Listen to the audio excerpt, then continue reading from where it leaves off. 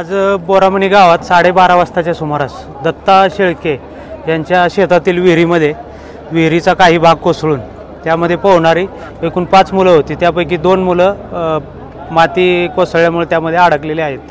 3 मुलं सुखरूप बाहेर निघालेले आहेत। सदर ठिकाणी पोलीस प्रशासन तसेच तहसील दक्षिण तहसील प्रशासन आपत्ती व्यवस्थापन तसेच स्थानिक लोकांच्या मदतीने आम्ही हे मुलं बाहेर काढण्याचं काम चालू आहे। सदर ठिकाणी शांतता आहे, काम वेगाने सुरुवात आहे।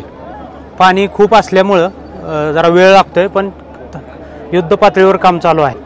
मुलांना रेस्क्यू करण्यासाठी आम्ही आता जवळपास 5 ते 6 5 HP 10 HP च्या मोटर्स लावून पाणी काढत आहे। तसेच JCPच्या मदतीने पण माती बाजूला घेण्याचं काम चालू आहे।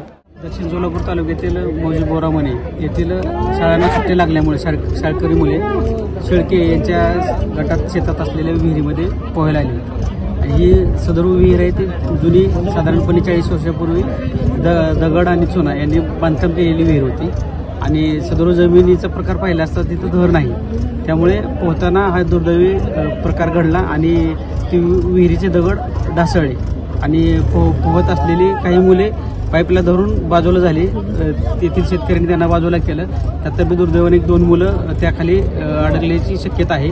तर सर्व शासकीय यंत्रणा घेऊन आम्ही इथं प्रयत्न सर्वांचे सुरू आहेत। त्यासाठी पाणी साधारणपणे 30 ते 40 फूट इतकं खोल पाणी आहे, त्यामुळे ते पाणी बाजूला काढून आणि गाळमाती बाजूला काढूनच पुढे काय नक्की झाले ते आपल्याला लक्षात येणार आहे।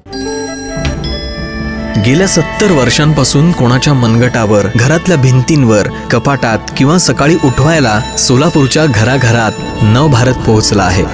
नवभारत वॉच कंपनीमध्ये आता विक्री सोबत अत्याधुनिक सर्व्हिस सेंटर, सर्व प्रकारच्या इंटरनॅशनल ब्रँड्सची घड्याळं एकाच छताखाली आणि पहिल्या मजल्यावर 250 रुपयापासून इकॉनॉमिकल रेंजची सर्व घड्याळं उपलब्ध।